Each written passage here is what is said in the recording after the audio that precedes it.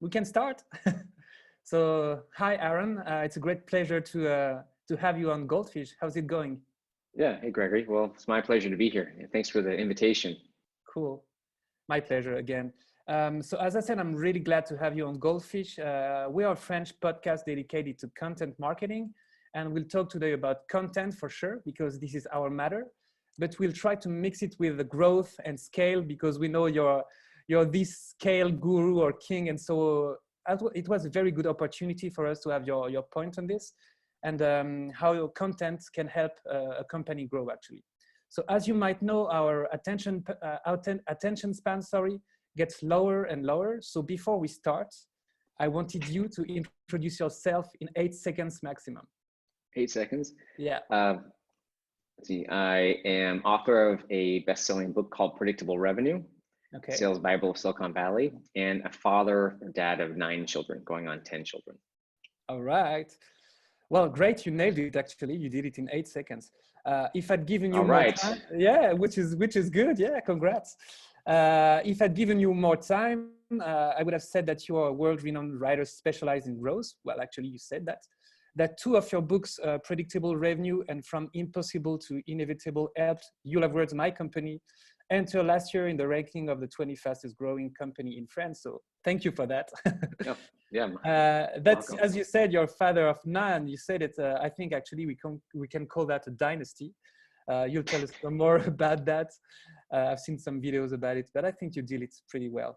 And that right now you're live from Edinburgh, actually answering my questions from your kitchen or your living room. I don't know exactly where you are, but we just moved to Edinburgh in the United Kingdom from Los Angeles about a month ago. So we're still getting used to the city. Love it. Yeah. Getting used to the weather, which is fine. Love the city, but yeah. I'm a lot closer to you than I used to be. Yeah, exactly. Yeah. We're getting closer and closer. Cool. So are you ready to start the interview? I'm ready. Let's go. So I'd like to start with you with a general question linked with your last book. So can you sum up in a few minutes the purpose of Impossible to Inevitable through your method and observations? What was impossible actually for brands that became inevitable thanks to what you did? Sure. Well, last year, updated version of a book came out. So this is the sequel to Predictable Revenue. And the book is called From Impossible to Inevitable. And I co-wrote this with a guy named Jason Lemkin, who founded SaaStr. Now, SaaStr is doing a big annual event in Paris now, finally. So our goal, and Jason, he founded a company called EchoSign that he sold to Adobe, and he grew that from 0 to more than 100 million in revenue. I worked at Salesforce.com when Salesforce was already about 25 million, and helped add 100 million with sales systems to Salesforce.com and some other companies. So we both talked to many companies and helped them and advised in different ways. And our goal was really to write kind of the growth Bible for companies, in terms of outlining these same reasons that some companies struggle and what to do about it. Because growth isn't, there's so much of growth, which is very personal to that company, but so much that is just a template that you can, I wouldn't say copy and paste, but you can learn from other people what works and what doesn't, and be more insightful about how you grow your company in predictable ways and avoid problems. So writing a growth Bible is really our goal. And the book has actually been ranked the 8th best startup book. I know. And I can understand why. Fantastic. Yeah, although it's not just for startups, it's really what does it take to grow a business? Yeah, sure. So, sure. Cool. Fantastic. Yeah, I get it. That's pretty clear. So you speak a lot in this book about growth, but you really start with everything that has to do with the brand positioning and how you need to be focused on what you do when you're a brand before trying to be like a unicorn or whatsoever. So you write actually that customers don't buy what they need, but they actually buy what they want. So that makes a big difference. So I'd like to have your words on this, because I think it's pretty important for all the people listening to the podcast today to understand your thought about that. Yeah. So you're right. This is the first part of the book called Nailing a Niche, about really being focused on the right kind of customer and the right kind of problems. Yeah. Because again, like this, the world we're in, and this is only going to get worse, is this world of overwhelm and this world of too much information, so much content, so many options, and people get paralyzed. Yeah, exactly. So to counter that overwhelm, Mm-hmm. this is like sharper focus. Yeah, yeah. So in this case, you mentioned, we made actually a comparison, which is a lot of consumers buy what they want, not what they need. Right? I'm a person, am I going to spend money on a Porsche or on broccoli? Like a lot of people will, buy the things they want. Like I want the fancy car or the nice clothes. Will I spend money versus on like vegetables? It's a bit of a silly example, but sure. And to compare that and to make that contrast actually to business buyers, particularly business buyers tend to buy what they need, not what they want, because there's more steps in the process. And so there's less impulse buying for businesses. Yeah, sure. And let's assume we're talking about businesses with at least several people to thousands, because there are many businesses where it's really one person and they still make impulsive decisions. So what that means is for business to business companies, at least selling to businesses, really focusing on not trying to market and sell to all the customers who could use you or should use you, but really stepping back and analyzing for all the companies and customers who purchased from us and have been successful. How are they different from the companies that thought about purchasing us but didn't? Why were we a need to have to some, and versus when were we a nice to have to others? Yeah, exactly. And to be able to better focus who you target with your messaging, your spend, your budgeting, and your content marketing even. This is really something, this is something that caught my attention when I read the book, because this is really something we see with all of our clients today. And you say that like to buy your products or to buy our products, you say that customers need to believe that we as a company can deliver what we said we can deliver.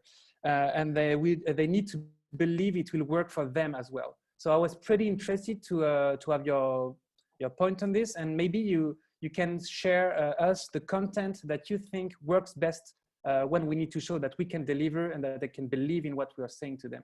Yeah, well, let me focus a bit on business to business software or SaaS. Yeah. Because most of where I've come from, although these principles really apply to a lot of situations, but in this case, so first, a company has to, anyone can make claims on the internet. Like everyone says, use our product to increase revenue or cut costs or be happier, right? Whatever you want them to promise. So consumers, actually individuals, and this is true of businesses as well, are sort of getting used to everyone claiming that their products can be successful. Sure. So they're starting to be like, okay, more skeptical. So, but first I have to believe what you're saying, which is, okay, you're saying you can double my revenue. Okay, do I believe you or not? Okay, then let's say I do believe that you've done this for other people. Do I believe I could do it myself? Do I believe that I could buy your software, like your sales software or your sales service, and that it's going to work for me that same way? Actually, a better example might be weight loss. So for example, there might be, hey, we have not only 9 kids, but 4 dogs. and one of them is very loud. No, don't worry. Yeah. So actually, probably a better example would be, you see an ad on Facebook or LinkedIn or some ad that says, lose 20 pounds in a month. Right? And there's so many versions of this. Okay. Yeah. Well, that wouldn't work for me. It's kind of like BS. Is I think a lot of people's reactions. Right? So it's because I don't really believe it. But okay, so then I see a lot of examples of how the system worked for other people. Okay, well, like Bob lost 20 pounds and like Sarah did, or Dimitri. But could I do that? No, none of that's worked for me. So it's the belief, and again, whether this is actually business to business or consumer, and consumer is a little more emotionally driven, but the principle is, do I trust your claims that you can create results? And then do I trust myself that I can actually follow through and do that myself as well? So you need to first you need to show that you've already done with other clients what you're suggesting to do with this one, like with testimonials testimonials or things like that. And then you need to make so that your client understands he has the strength or the tools enough to do it for himself too. So yeah, pretty interesting. Exactly. And you need to empower your client. You need to empower and to make your client understand that, yeah, he can deal with it. He can do it. Yeah. And so the best type typically of marketing in this case are case studies. Yeah. So again, whether it's actually consumer case studies, sure. Like we're not talking about soft drinks, although that's still very emotion based. It's almost the get a star sports person because I want to be like them, but it's kind of like that, but more of an explanatory way, which would be in business to business, right? Here's this company, and they have this problem, and then they decided to sign up with our service or software, sure. And then here's the results they got. And adding enough detail, like this is where case studies tend to go wrong, is they often are too vague. They don't have enough concrete details about the problem or the solution, so they're not quite as believable unless you actually add enough story, enough detail to people. It can be hard to get a good case study because you have to have a customer who's had great results. They have to be willing to publicly share that, and they have to be willing or able to share details. Sure. So it can be tricky, but that is usually the best type of content marketing. Yeah. When you as a foundation. Cool. Perfect. Yeah. When you have the good mix of elements as you expose them, it can really be a very good thing to do that. Yeah, for sure. I love the way you were comparing radio stations with brands. Maybe you can have a word on that. Yeah. So, I think a lot of companies and people, and I get this because we've all done this. I've done this, which is, well, I can kind of do lots of things really well. Like the great thing about smart people and companies is they can do many things well. The problem is they can do many things well. And when you're telling people too many things that you can do well, you just end up confusing them. So if it's like a radio station, which is if you're a radio station that says, well, it's 101.5, we do jazz, hip hop, country, rock, and soul, and classical, and opera. Well, what do you want to listen to? We can do it. And it's going to be confusing to people versus if you said, we are the rock station, and you send a much clearer signal that cuts through the noise out there. So same thing as a brand, when you can really find and not that it's easy, but when you can focus on that right kind of customer and that message and really kind of broadcast that clear signal, it makes it a lot easier for the market and people to tune into you. Exactly. Okay, cool. Thank you about that. I really love it. Another very interesting thing you write is that leads actually they don't think consciously, that they react like with the dinosaur brain we have. Actually you listed some things that make so that our brain reacts or not. Can you tell us more about that? Yeah, well, so a lot of my background is in outbound selling, right? So we call that sales prospecting, cold calling, cold emailing. This is the team and system I created at salesforce.com. Yeah. And I've helped a lot of other companies create this system. In fact, recently helped a company in Paris called Data IQ. Yeah, we know them. Great company. Yeah, they raised a lot of money recently. Yeah. Yeah. So helping create these outbound teams and optimize them. And so just learning a lot about when people don't know you. So it's called a cold prospect. And the principle applies whether you're doing outbound selling or outbound marketing, but someone doesn't know you. The studies show that they only give you about the equivalent kind of mental effort of like a third grade level, which I know the grades vary, but in the States, that would be probably like a 9-year-old, their IQ level to kind of figure out what you're saying. And what happens is our brains react much more quickly. It's not the logical part of our brain, but to some of these elements like concrete details, contrast, or motion. And so this can be, whether it's in visual form, like I remember at some point on Facebook, I feel like a lot of banner ads will get kind of like, you'll see these trends in online ads, right? So suddenly they all have like faces because people, faces are re-registered exactly. quickly, right? Or then they all had movement they kind of like follow each other. So that's in a sense you can see it, but you can also see it within cold emailing or sending messages through like LinkedIn, which could be concrete details, right? Versus saying, hey, we can help you increase revenue, which is very generic. And everyone's saying it. A concrete detail might be, we can help you increase your online shopping cart conversion rates by 0.3% per month. It's a much more specific. So what you're doing, the goal is to kind of minimize the amount of work that person's brain needs to kind of click into what you're doing and if it's relevant or not. I get it. The more translation the brain needs to do, the less likely they'll even engage. Here's another simple example, which would be, rather than saying, so numbers, like amounts are better than percentages. If I said, well, we helped a company grow by 40% last year. But then your brain is typically like, well, what does that mean? I have to kind of think about that. Versus if you said, we helped the company grow from 2 million in euros per year to 2.8 million. So you kind of done the work for the brain. It's easier for the brain to register, which means they're more likely to absorb it. Because if there's too much, if that prospect's brain, if it takes too much work for them to engage it, they'll just move on. I see. This is why you say that you help Salesforce from 10 to $100 million revenue more than before working with you. Yeah, you give a figure, and so people don't have to think about analyzing it and understanding how, the way it works. You just give the figure. Yeah, it's like, hey, my system helped Salesforce increase their revenue by 100 million in 100 million years, versus saying it grew their growth rate increased by 37%, which, okay, what does that mean? Or almost double their growth rate. Yeah. Okay, great, thank you. You also differentiate early adopters versus mainstream buyers and suggest that companies should adapt the message. We don't speak the same way to early adopters versus to mainstream buyers. Yeah, and this is mostly, like I've seen this really in the startup world, like earlier stage companies, but it can be true for a new product of a established company. Okay.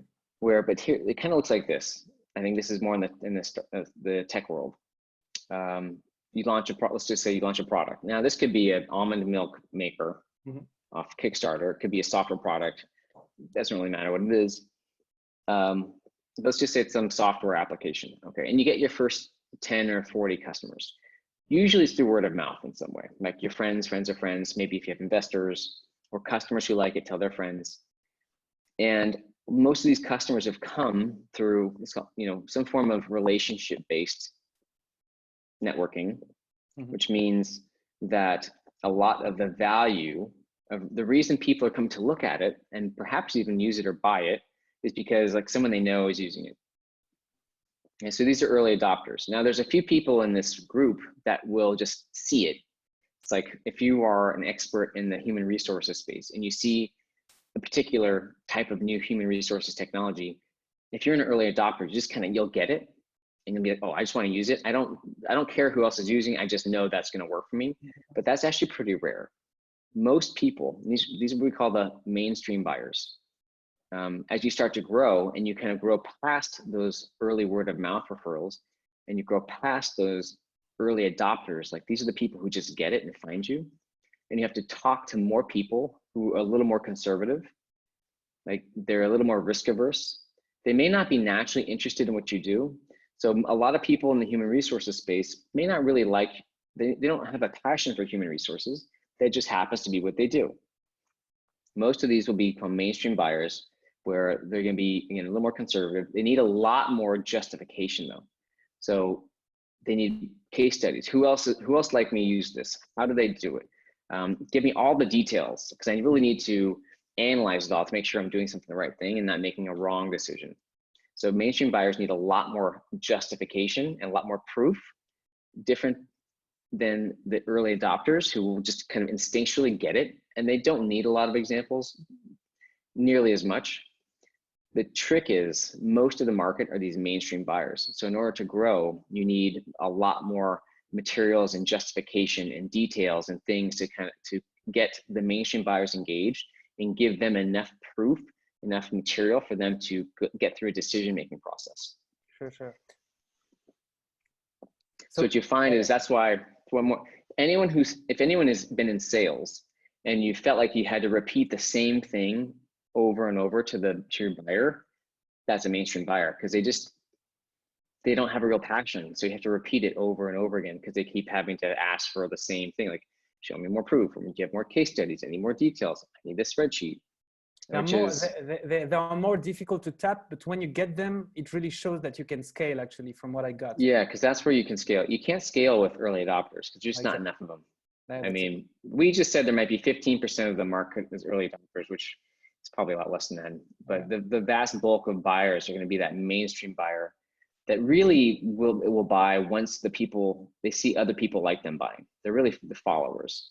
I get it. It's not bad, but yeah, this is not bad, but but actually, this is really where we are right now, actually, as a company. We have had our, early adopters, and we're trying to go into mainstream buyers that really directly come to us, that hear about us. As you say, they ask us a lot of things. We need to give details about what we do. But once you succeed in doing this, you really see that you're accelerating. So and you basically also need to really come back and be able to show them how are you going to make them money. Yeah, exactly. Which could be making extra money, saving money, or some other like really very tangible benefit. Yeah, and when you're not like a genius copywriter, and you're trying to maybe to tap these actually new buyers, let's say new buyers, what advice would you give? Because sometimes we think of over-promising, or like trying to be really super ambitious about what we're doing. What are the 2 or 3 tips you can share with us as a company without having a lot of genius copywriters in it, in the way we write these first content, like emails or these outbound materials? So I think a lot of it starts, especially with outbound, like really focusing on where do you have the strongest proof? Like, where have you had the best results? And then, so that's kind of nailing a niche, that like who's been, of all the types of customers you've had. In this case, if you are, say, an agency type of business, you might have had all kinds of customers with many kinds of projects. So it might be the type of customer, like financial services customers, but it also might be the kind of project. So what you're looking for is a place where you've been able to, you have the strongest case. You've got the best proof of the results you've created. And you can then ideally have a case study of some kind written, and think about like a blog post format, or maybe a short video, just 2 or 3 minutes of a video, or like a 500 to 1,000 word type blog post format, as not a PDF and not some long thing. So that would be your main content for an outbound campaign. And then in an email, really an outbound email, we call like the classic version, because there's many types you can write. Yeah, sure. A cold email. And when we say cold email, like a lot of people send an email, even with GDPR today, and this could be over LinkedIn as well, but a message to someone they don't know, hey, would you be interested in taking an appointment, or do you have a referral? But a cold email or message would basically have 3 parts. One is, we call the bridge, which is kind of why you're writing. So, hey, Gregory, I saw you have a podcast on growth, or sorry, on brands. I listened to it and loved it. Okay, some reason you're writing. The second part is a bit of some kind of value. Now, this would be, you have 1 or 2 short sentences about the case study, okay, or something else you do that would be of interest to that person. And the third step is the call to action, which is, what are you asking them to do? Are you asking them to read the case study? Are you asking them to take an appointment? Are you asking them for a referral? There's many kinds of calls to action, but those are the 3 components of a cold email, a cold message. Fantastic. So be strong on what you know you can do well, and then be super concise and short, to be sure that people read short and sweet. You do. And yeah, I didn't know about your 3-step rules. Well, I'm sure I read about it, but I don't remember it. So yeah, there's other formats, but that's like I call it a classic. Yeah. Another classic version is a referral email, which really is more just asking, hey, Gregory, who at your company handles accounting? And maybe that might not even be the whole email. There might be like 1 other sentence. Sure. So that's an easy, if you think about going back to the effort involved, your messages will get a better response if they're easy to understand and simple to act on. So a referral is a lot easier to answer because you're just giving someone a name than if someone's asking for an appointment. So for me, if you send me a cold email and ask for an appointment, it's a big ask. Like, okay, to take an appointment with someone, so I may not respond.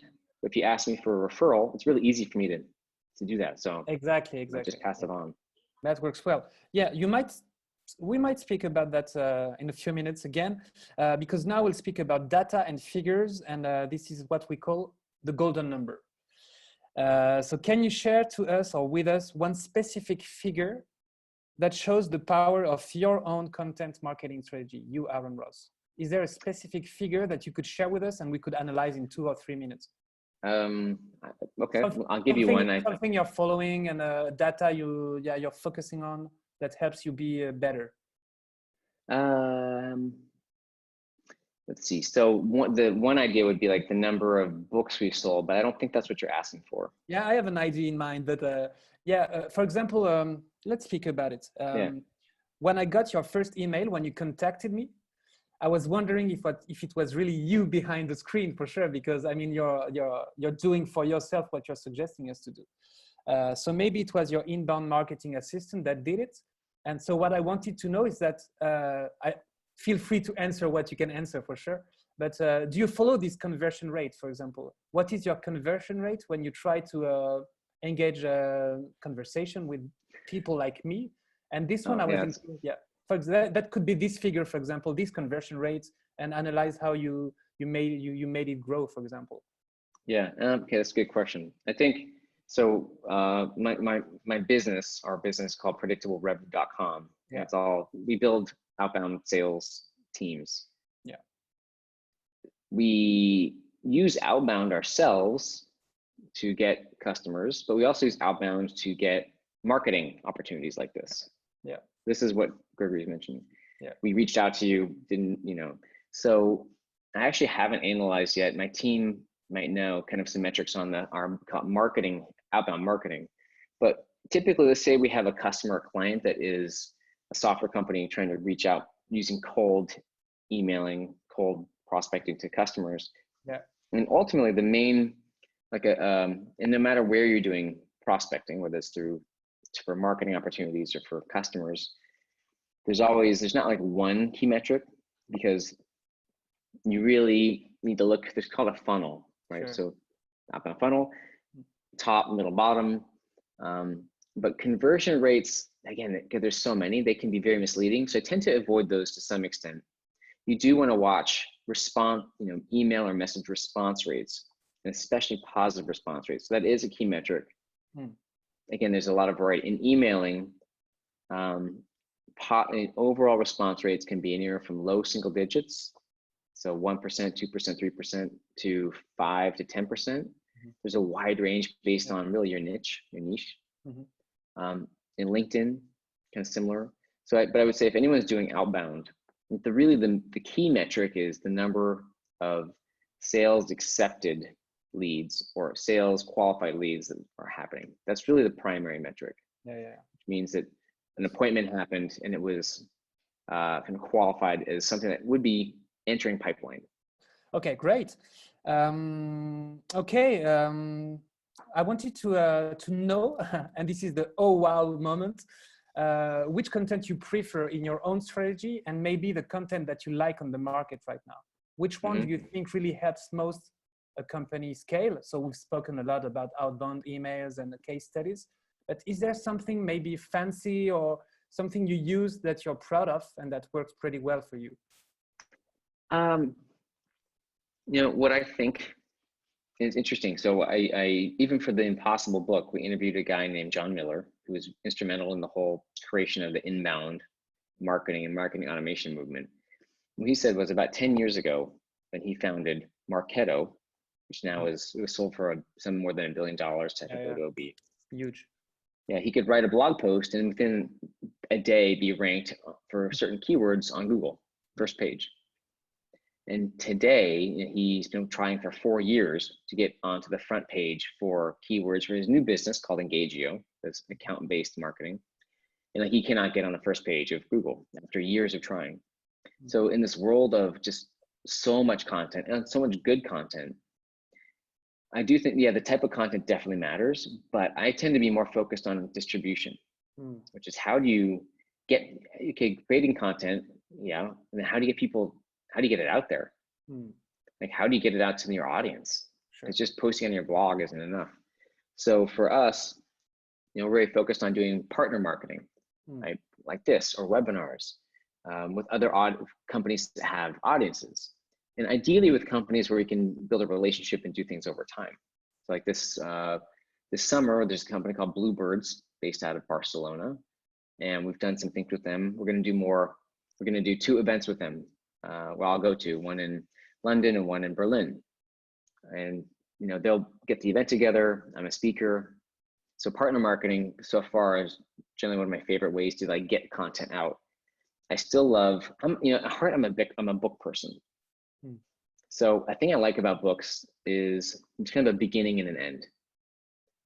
With content out there, there's so much good content that it can feel like you just endlessly learn, and you're kind of like, where do you start? Where do you stop? There's always something else. It can feel overwhelming. So with a book, a good book, you've got kind of like, here's the Bible. Sure. So I think when I'm creating content for me, and I kind of think about, would this go into a book and how would this fit? So part of it is every person in the company is a bit different strength and style. And if you're great at video, do that. I'm a book person, I do that. And partnering. If you're just a plain blogger or like whatever your way of creation, like triple down on your best way that you like to create, and don't try to overdo it with doing everything under the sun around marketing. Just spread yourself too thin. Yeah, I get it. The content you like the most and are the one where you take the more pleasure at doing it. I think are the one where you feel you're the best side of you. Yeah, because it's hard, you know. Yeah, if and when you get great at it, things always changing. So you can't relax. It's hard. Like I don't know how long it takes these days. If you start content marketing, you know, does it take 6 months to kind of start to get some traction? Does it take 12? You might actually know better than me. Or in Europe, how long does it take to kind of not just create content, but actually start to get some traction with it? Yeah. I'm sure longer than people want. Yeah, exactly. Yeah. Always twice much time as we think it would. So as you said, 6 to 12 months. Yeah, fantastic. Sometimes as an entrepreneur, you are things don't go the way we thought it would. Do they ever? Yeah, exactly. Well, sometimes they're not too far from what we want them to be, but this is what we call the game over moment. Can you share with us a content you thought would be decisive in your outbound or in your maybe inbound strategy, and that didn't work the way you wanted to? And maybe how did you fix that, or did you postpone it, or did you cancel it? Because the more I speak with entrepreneurs and people working in content, the more I discover that we try a lot of things. A lot of them fail actually, and some of them work. Is there something that comes in your mind of things you've maybe tried with your team, or maybe some outbound techniques that you used one day that didn't work later on? I mean, we're always trying all kinds of things. You know, I keep thinking about book-wise. You know, even with our new book, The Impossible to Inevitable book. But 10 years ago, Predictable Revenue was published, and it's grown a lot through word of mouth. So I'm not sure if like 150,000 copies have been sold, or it's more than 100,000. I'm not really sure, but word of mouth really just drives it. And with the Impossible to Inevitable book, there's still a lot of word of mouth, but not as much as Predictable Revenue. And I think because, you know, again, everything's so busy. So even good ideas in this book, it's like people love it. Like people say it changed their lives. It still needs so much encouragement to kind of get the word out. Yeah. And for anyone, like myself, it's easy to underestimate like how much focus and investment and momentum you need to put behind an idea or a thing in order to launch it and get some momentum behind it. And I think that's going to continue just because there's going to be more content, more channels, more overwhelm, more busyness as the world goes on. That's not going away. No, sure. So you'll just continue more focus, more investment behind the right thing. and more patience too. So maybe more than a failure, than failures, what you're saying is that even though your books work pretty well, you always have to be behind it. It takes some time to make so that people hear about it and read it and share their thoughts about it. Yeah, it's not something that's that easy actually.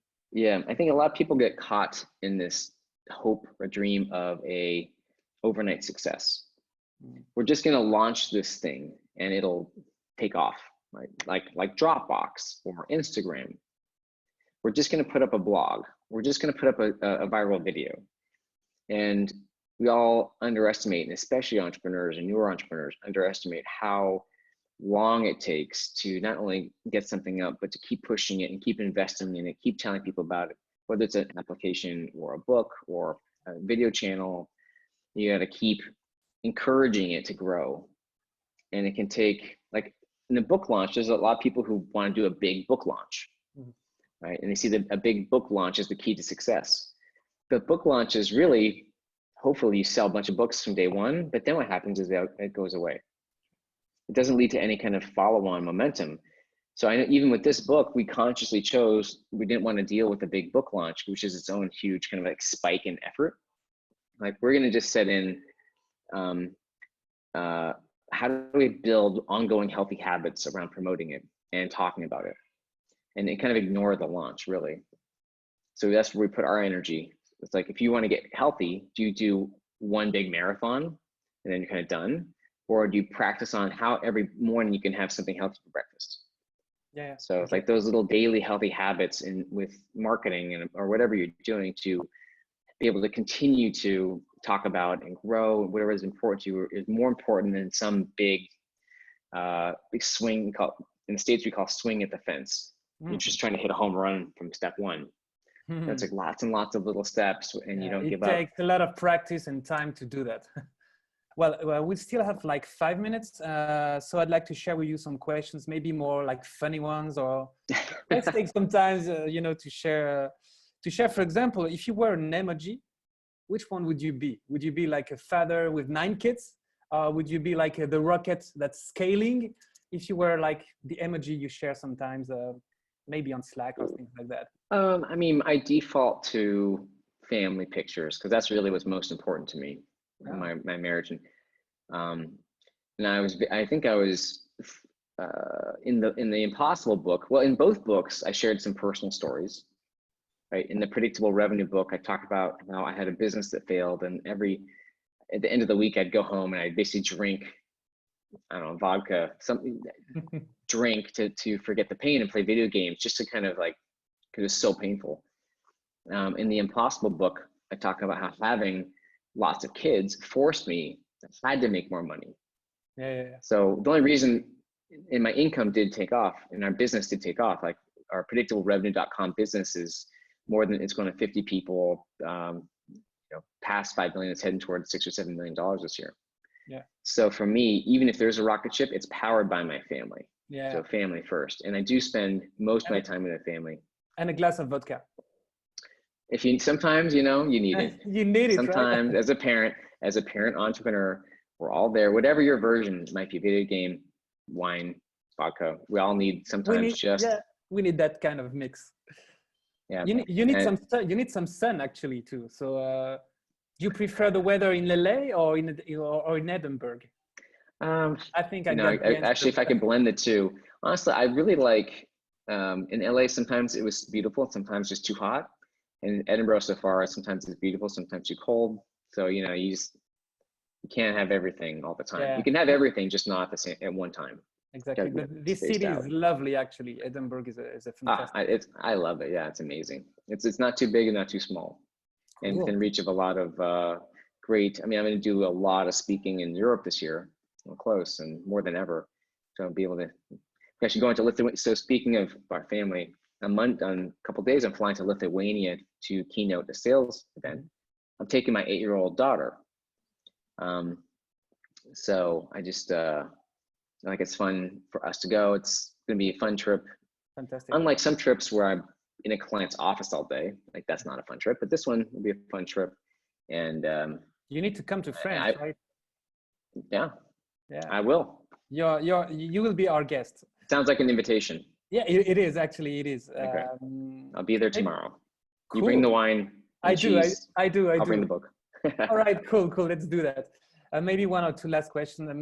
What's the next book you're working on, actually, or maybe the next content? I don't know. Okay, so I am working on a book. I'm still at the baby step stage. I haven't said I'm actually doing it. I have a title right now, which I'm not. All it is a title. It's not like a final title, and it's called "Forcing Functions and Baby Steps." How to accomplish tremendous results one little step at a time. Yeah. So for me, how I've grown my income 11 times and went from 0 to 9 kids and grown a business to, millions of dollars. Lovely. Yeah. It's look, I'm just a regular person. I'm great at some things. I'm not good at other things. But I feel like I've learned a lot in terms of how to be a successful entrepreneur and be a good or a better parent. It's amazing. I don't know how you do that. Being a good entrepreneur is always something that's so tough. You seem to do it pretty well. So congrats for that. Maybe you never see all the challenges right from the outside. Everyone's got their own challenges. Everybody does. So let's be honest about that. No one's got it figured out.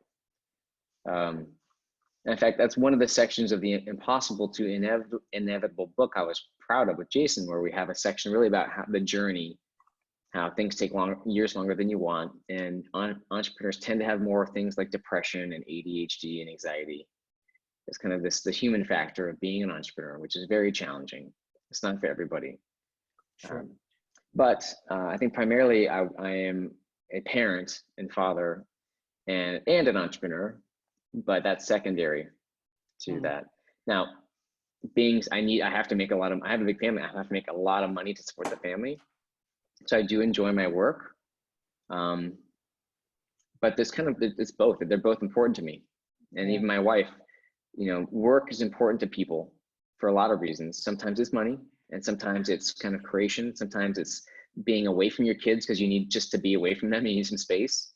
Exactly. So for me, it's how do you kind of blend both of those worlds, be a master of entrepreneurship or being entrepreneurial in your life, as well as being a master parent.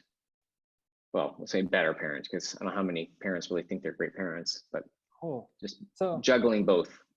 So that's really the book. It's not about parenting. It's really about being able to accomplish more than you think you can, using your time better, making more money as an entrepreneur while being a better parent at the same time. Sure. So, well, we'll see. I had a small surprise for you. As you're speaking a lot about family and so on. Wait a second, and I'm showing you something. Sure. So here's the team.